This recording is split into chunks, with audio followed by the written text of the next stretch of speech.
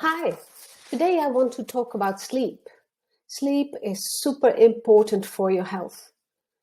We'll have a good look at what good sleep looks like, what can happen if your sleep is not great, and what you can do to improve it. I am Evelyn, and I'm a functional nutrition and lifestyle practitioner living in the northeast of Scotland. I love educating people with down-to-earth, understandable information about their health. Please give this video a like if you like it, and consider to subscribe so you know when I'm posting a new video. That will be every other week, and my next video will be about leaky gut. Okay, let's talk about sleep now.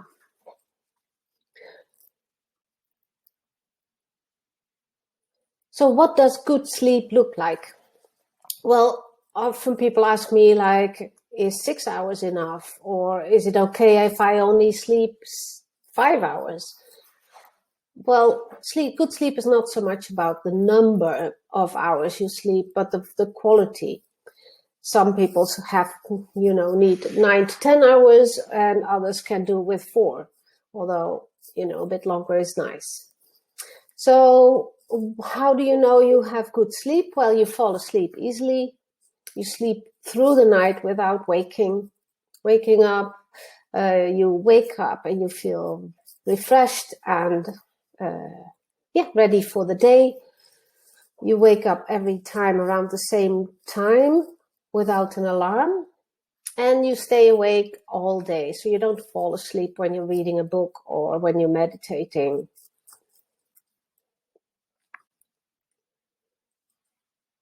Now, what can happen when your sleep is not good? Well, your performance will be a lot lower. I think they have done tests with people making them sleep deprived and seeing that their performance in driving is even worse than when people were driving with alcohol. Also, your immune system is impaired, so you have your immune system is not working as well, and you might know that when you've had a night of really bad sleep and then you have a cold the next day. Also, it has an effect on your hunger hormones, so you're more hungry and you especially want to eat more sugar and fats, all the things that make you gain weight.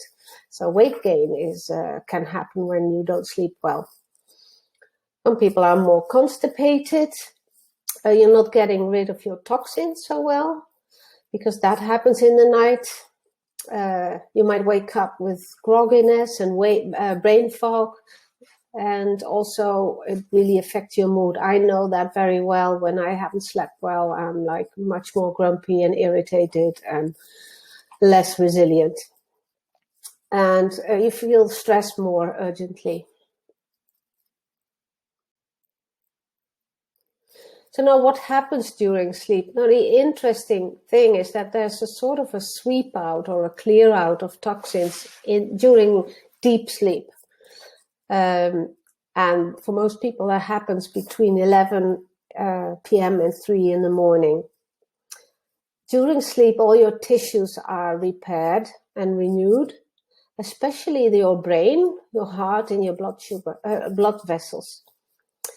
So what actually happens in your brain is your brain cells shrink, so there's more space between the cells, and so things can be cleared out. And one of the things that builds up during the day and can then be cleared out is known as beta amyloid, which is the stuff that causes sort of lesions in your brain and give you Alzheimer's. So really important.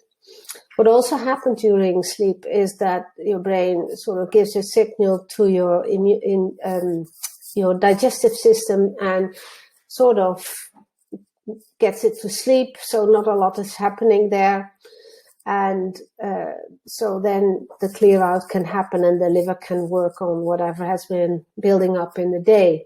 It also means that if you have been eating late and all that food is still in your digestive system, and nothing is happening there for hours on end, it's just sitting there and fermenting and creating imbalance. So that's why it's so important not to go to bed with a full stomach, basically.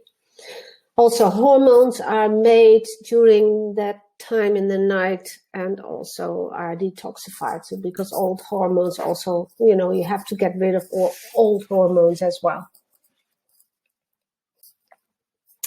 So I will talk into a few things that can help with sleep and make your sleep better quality and longer. So one thing is really important is to go to bed and get up at the same time every day. So give or take half an hour. Of course, it doesn't have to be to the minute, but our bodies follow structures or schedules. And when that changes all the time, like one day you go to bed at, like the weekend, you go to bed at 2 a.m. and then on Monday you're very tired, so you go to bed at 8 p.m. So that actually your body gets confused and doesn't do proper sleep then.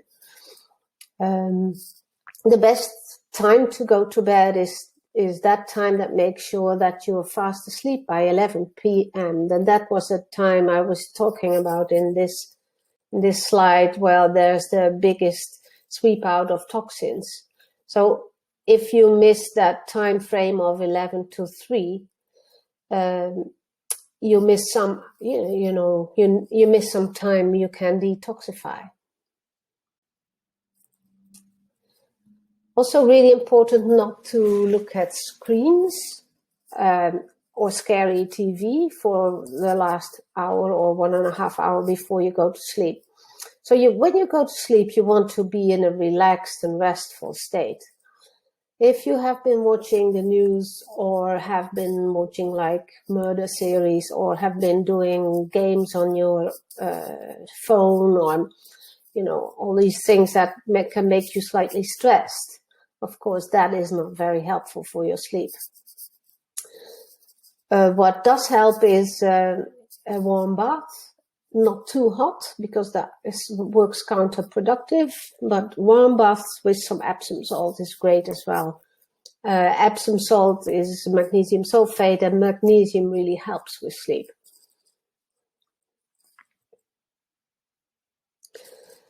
What helps in your bedroom?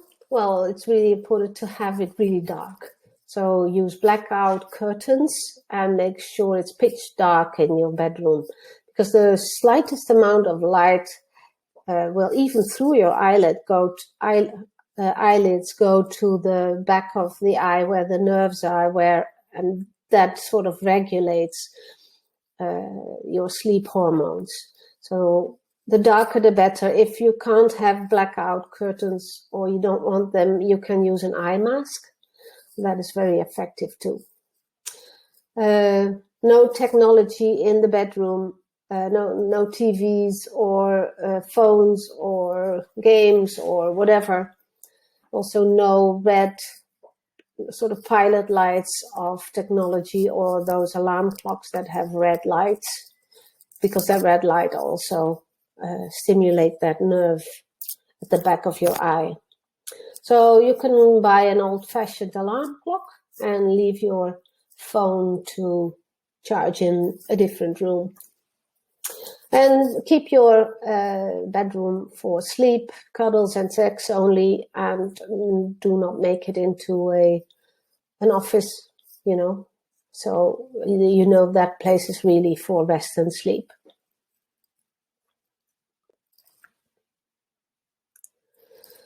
So looking at how you expose yourself to light can also be helpful. Being outside in morning light has proved in research to be really helpful for sleep. When you go out, quite soon after you wake up and you get some of that morning light exposure, your body recognizes, okay, this kind of light, like this, the more blue light, and it knows, okay, it's day now. So it can sort of build that into its awareness of where it goes with its loops and circles of time. In the same way, it's important not to be exposed to the blue light in the evening. And at the moment, we have that quite a lot. It's the artificial light, of course, but also the light from our computers and phones. So what you can do is use an app called Flux that turns the blue light of the computer into more like orangey yellow light. I use that on my desktop. On your tablets or phones, it usually has an evening setting as well. I don't know what it is for all the phones, but you can check that. And the alternative is to use amber blue blocking glasses. So those are glasses with amber tinted glasses in them. And but best to not do all this screen work before you go to bed. And then some things related to food. Coffee is an interesting one, or coffee or caffeine. And any caffeine that is in your body, it has a half-life of about 5 hours, which means that if you drink a cup of coffee, and you can see here like average, that would be like 120 milligrams. That means that after 5 hours, there's still 60 milligrams in your blood. And if you drink several cups of coffee during the day, and especially when you drink them later in the day, there will still be quite a lot of caffeine in your circulation. And caffeine is one of the best known stimulants. So it's basically constantly stimulated, and it will not help you with your sleep. And even with people who say their sleep is fine, if they don't drink a lot of coffee anymore, and or drink it only in the morning, they really notice that their sleep is better. Same for black tea, or although it's a bit less than coffee, but still quite a good amount, especially when you're drinking black tea all day. As I said, it's important to have your digestive system empty, so don't eat after dinner. So assuming you eat dinner around 6, then you have a good 4.5 hours before you go to bed, and that is really ideal. So you don't want to be having any evening snacks and, nuts and little crisps and all that kind of stuff. If you wake up in the night very often, it could be that your blood sugar is imbalanced. So what you can do in that case is to eat something, but make it something really small, and make it something that is mainly protein. What you could look at is like a small piece of salmon, smoked salmon, or a small handful of pumpkin seeds. So those also have some tryptophan in them, which helps with sleep too. So don't make it something in carbs. I see a lot of people eating dark chocolate before they go to bed, which I don't think is a good idea because of the caffeine as well. And alcohol can make you sleepy, but it doesn't mean your sleep is good quality.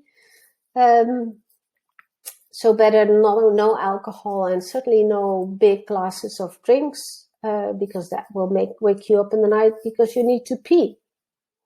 So there's my few cents of information. I hope that is helpful. Just a little bit more about me. I have a Facebook group that is quite active and engaged, and a place where I share a lot of good information. It's called Down to Earth Functional Nutrition. I do these talks on Zoom. I record all the talks on YouTube, so you can find me there as well under my own name. I do group programs every other, so one I do twice a year, and maybe there will be more. So check out my website, evelynrodenburg.co.uk, to see if there's anything coming up. And if you have persistent chronic digestive issues and you really want somebody to have a proper look at it, consider working with me one-on-one. You can book a free session of 30 minutes just to explore, and I can hear a bit more from you, and you can hear how I work, and then we can decide if we want to work together. So hope that's been helpful. Give me a like or the thumbs up or the subscribe, and I see you in the next video. Bye.